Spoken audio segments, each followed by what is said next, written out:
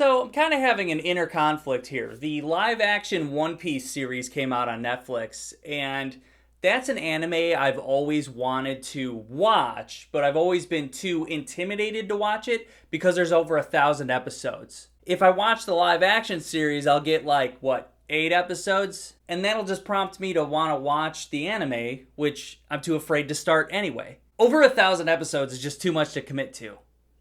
It's too much. And I'm also just not a fan of when they try to turn anime into live action, but the reviews are good, so I'm just curious. And it's caused this ripple effect in my brain of what I should do, and I think I'm just gonna ignore all of it. Forget that One Piece even exists. Anyway, been watching a lot of movies lately, and all this inner conflict has stirred some things up. I think it's about time to loosen up and release another movie dump.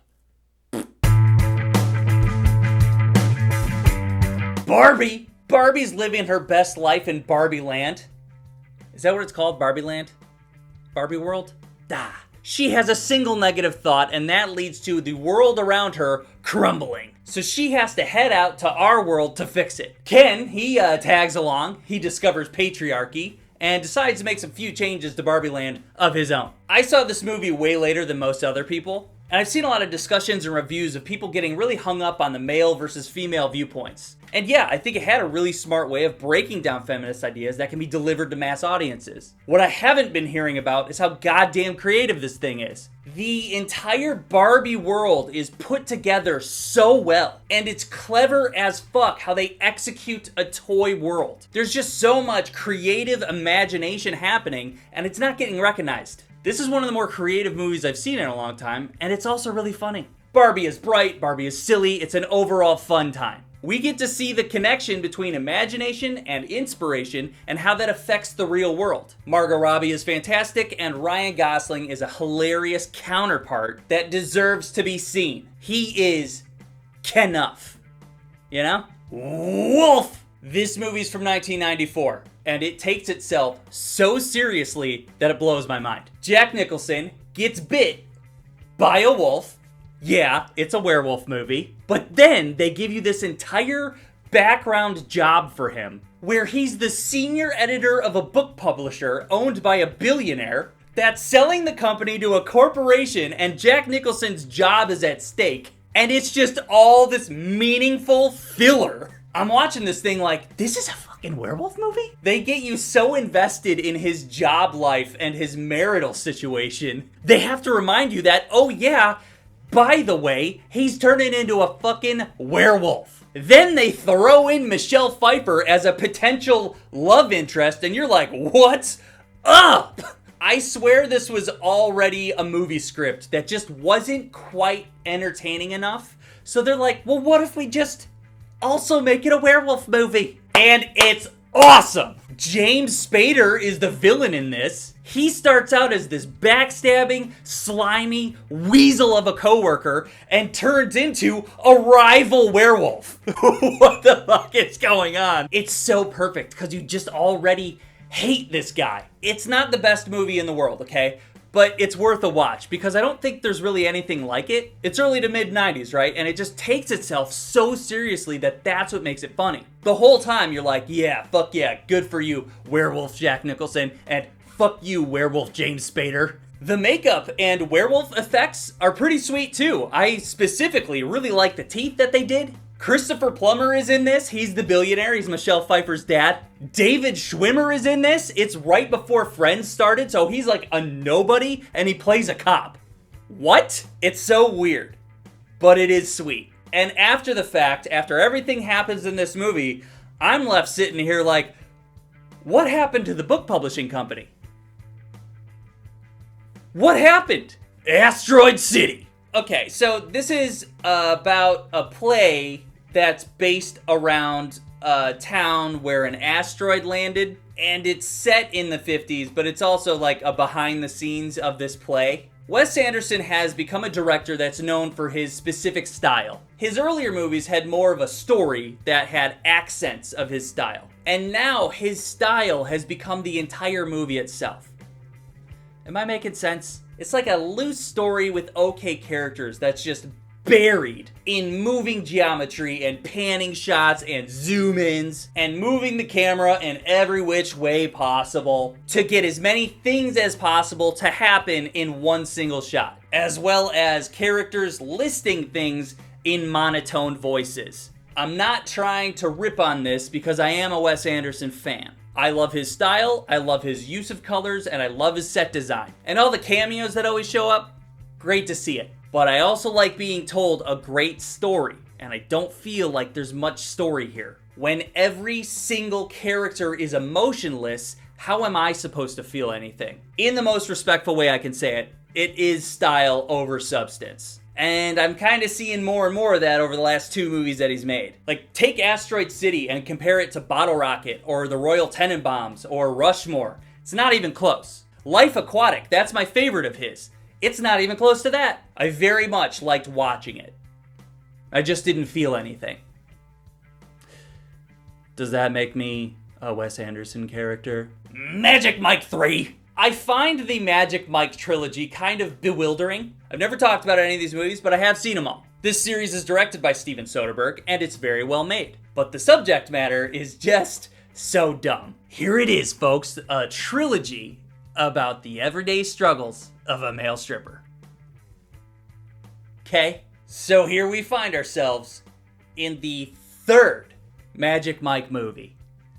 Magic Mike has fallen on hard times. It's tough out there being a stripper trying to make a life for yourself, you know? He had a business fail, and now he's trying to make some cash working for a catering company, and they're working at a divorcee's party. A rich divorcee, that is. She hears about his talents and pays him a little extra to get a special dance. It is so special, in fact, that it inspires her to move him to London to take over a musical that she owns. Basically, you see everything play out from there. You have an idea of how things are going to go. It's kind of predictable, and it's fun, and it's stupid, and you get to see Channing Tatum dance. I think the true lesson here is that if you have enough money, you can just do whatever the fuck you want.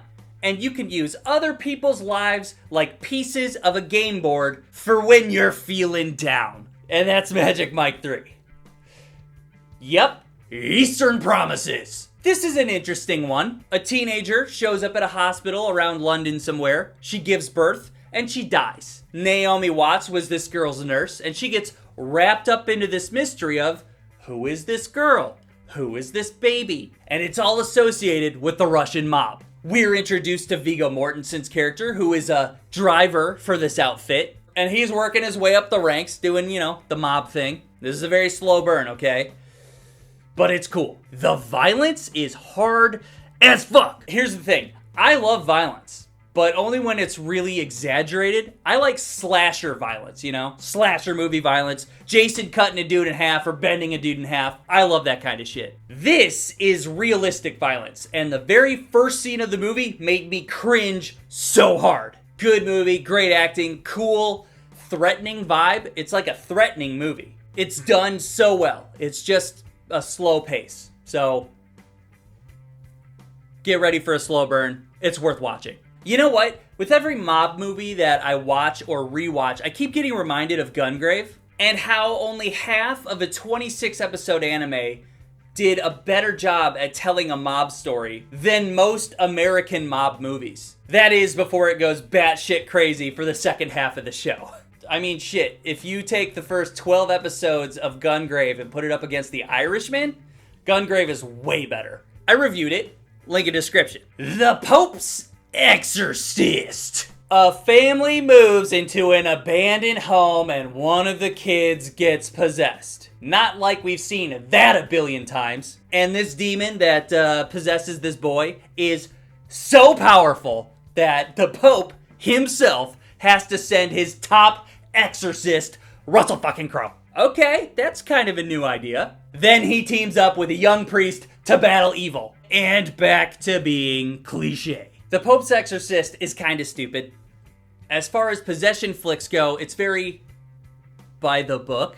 It falls into a lot of tropes that were created by its predecessors. These days, if you're gonna make a possession type movie, you gotta make it different and just be a little more creative with it. For example, they briefly touch on how Russell Crowe's character fought in World War II and he's got some regrets about it. You could totally make this an exorcism possession story that's also a war story and run them together and show how Russell Crowe becomes a priest. How about the war showed him such evil that he figured out evil exists and he wanted to battle evil not on the battlefield, but spiritually. There you go, just gave you a movie, totally doable. What we get is an hour and 40-minute, watered down Exorcist knockoff. And I didn't find it scary at all. And I'm really bad with possession movies, okay? Can't even see them in theaters. That's how much they scare me.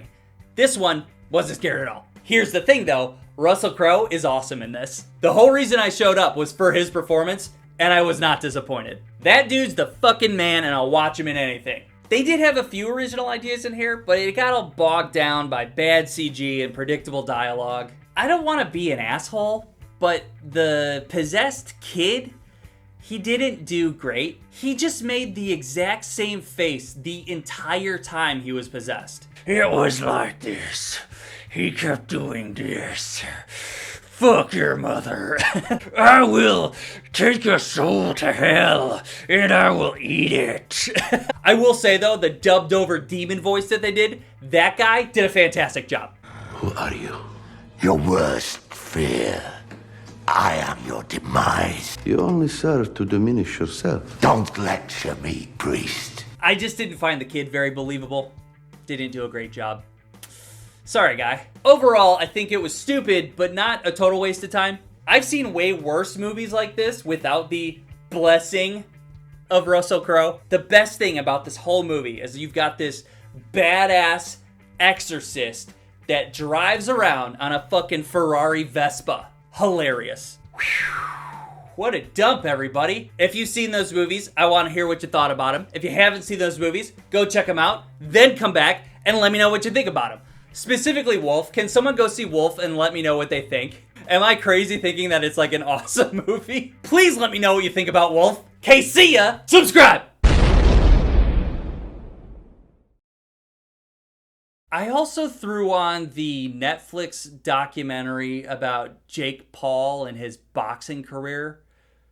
No looker, first ever. Oh, nailed it. I don't know if I've ever watched a documentary that got the green light from the person that it's about, that only painted the person in a bad light. I don't think they make Jake Paul look good in that at all. Probably because he's an asshole from an asshole family that takes money from their fans and does whatever they want with it. Not to mention boxing stupid.